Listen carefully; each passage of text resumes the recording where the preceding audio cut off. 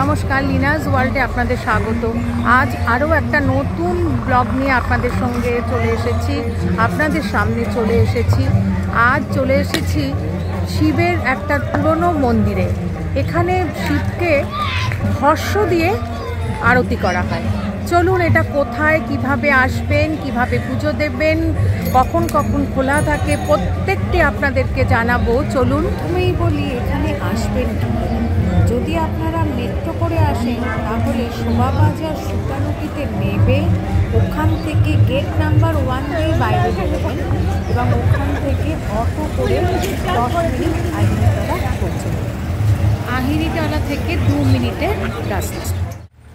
আমি এসেছি, এই যে দেখতে পাচ্ছেন মানিকতলা 4 রাস্তা মোড়, ওখান থেকে একটু এগিয়েই মানিকতলা বাজার, ওখান থেকেই অটো পেয়ে যাবেন, ডাইরেক্ট ভূতনাথে একদম মন্দিরের সামনেই নামাবে। এছাড়া বাসে করে 211 A/B চিনার পার্ক থেকে একদম আহিরিতলাতেই নামাবে, ওখানে থেকে 2 মিনিটের হাঁটাতে। আজ আমি চলে এসেছি ভূতনাথ ধাম। এখানে দেখুন, নিজের হাতে আপনি বাবাকে আরতি করতে পারবেন, দেখতে পাচ্ছেন। এবং এই কর্পূর দানিটা কোথা থেকে নেবেন সম্পূর্ণ জিনিসই আপনাদেরকে আমি জানাবো।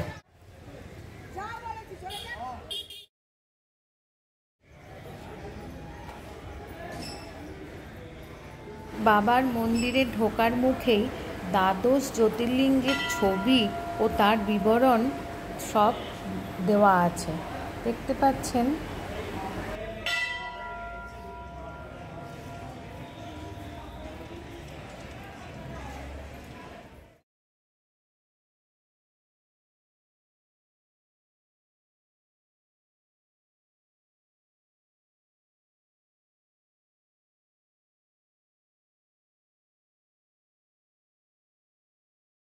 মূল গর্ভগৃহে ঢোকার মুখেই নন্দী মহারাজকে দেখতে পাবেন।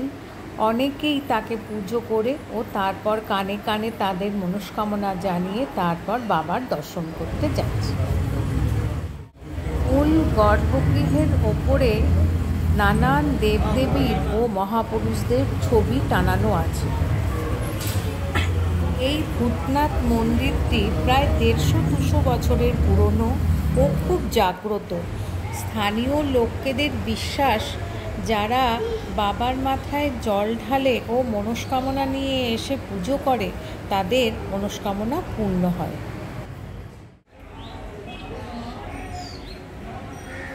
মন্দিরের ভেতরে দেখতে পাচ্ছেন বিরাট হোমকুণ্ড। আপনারা যদি কেউ হোমযজ্ঞ করাতে চান তাহলে পুরোহিতকে দিয়ে এখানে হোমযজ্ঞ করতে পারেন।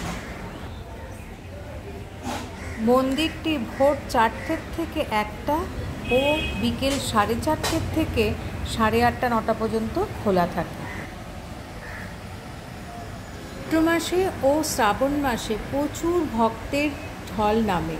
তখন এই দরজাটাই, পেছনের দরজাটা খুলে দেওয়া হয় এবং রেলিং দিয়ে সুব্যবস্থা করে দেওয়া হয় যাতে প্রত্যেকটি ভক্ত বাবার মাথায় জল ঢালতে পারে এবং পুজো খুব শান্তিভাবে দিতে পারে, দেখতে পাচ্ছেন।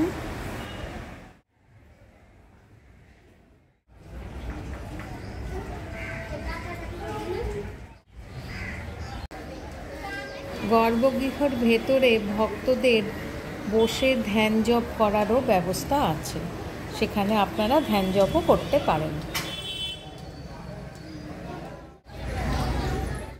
স্টল নাম্বার 40 ভূতনাথ মন্দিরের সামনে।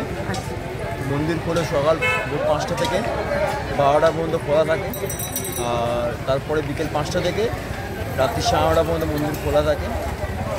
আর এইসব ডালা চড়ে, ফুল, বিকেলবেলা আমরা ডালা ফুল প্রসাদ চড়ে, রাত্রিবেলা সকালবেলা আমরা দুধ যাবতীয় মানে বাবার যেগুলো দুধ, ঘি, মধু ফধু সব এগুলো চড়ে। আর হচ্ছে আরতিগুলো কখন হয়? আরতি আপনি 24 ঘন্টা করতে পারেন, নিজের যে আরতিটা হয় সেটা 24 ঘন্টা আপনি করতে পারবেন। আর মেনলি আরতি হচ্ছে আপনার ভোর 5টা 4:30টার সময় হয়, 1টার সময় দুপুর, আর হচ্ছে আপনার বিকেল সন্ধ্যে 7:30টার সময় হয়।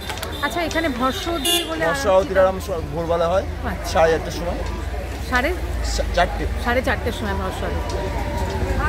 আর এই যে এগুলো যে আপনার সবাই কর্পূর আরতি, এগুলো কত? ও 10 টাকা। যে কোনো দোকান থেকেই ডালা নেবেন, সেই দোকান থেকেই আপনারা এই কর্পূর দানি পেয়ে যাবেন। 10 টাকা করে নেবে এবং নিজে নিজে হাতে বাবাকে আরতি করতে পারবেন। বাবার এরকম কর্পূর আরতিটা আপনারা দেওঘরে গেলেও করতে পারবেন। খুব শান্তি লাগে নিজের হাতে বাবার আরতি করলে। আমার 2জন সাবস্ক্রাইবার সঙ্গে আলাপ হলো, খুব ভালো লাগলো, খুবই ছোট ছোট তারা। এবার চলুন আর একটা মন্দিরের দর্শন করাচ্ছি আপনাদেরকে। চলুন, ভূতনাথ মন্দিরের অপোজিটেই বাঁ দিকে প্রথমেই মা শীতলা দেবীর মন্দির দেখতে পাচ্ছেন, অপূর্ব বিগ্রহ। আর তার ঠিক সামনেই চক্ররেলের লাইনটা পেরিয়েই মা তারা ও বৈষ্ণোদেবীর মন্দির। চলুন দর্শন করি।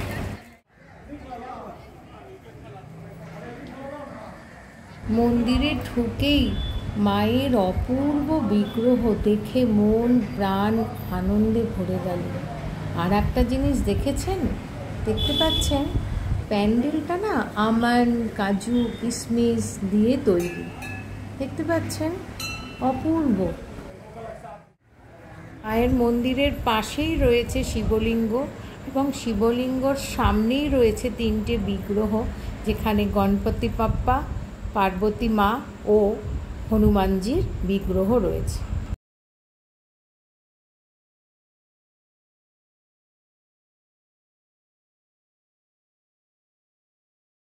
এর ঠিক পাশেই রয়েছে মা বৈষ্ণোদেবীর মন্দির। দেখুন, এই মন্দিরেও কিন্তু প্যান্ডেলটা আমান, বাদাম, কাজু, কিশমিশ দিয়ে তৈরি হয়েছে। দেখতে পাচ্ছেন, খুব সুন্দর হয়েছে।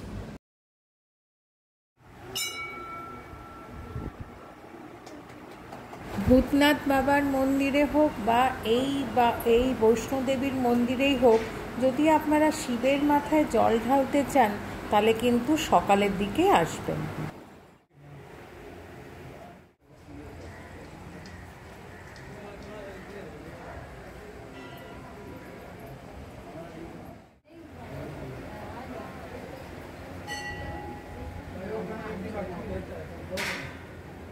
মা বৈষ্ণোদেবীর পাশেই রয়েছে বজরংবলীর বিগ্রহ। দেখুন, অপূর্ব বিগ্রহ।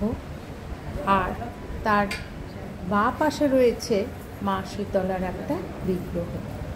জয় মা বৈষ্ণোদেবী, অপূর্ব বিগ্রহ।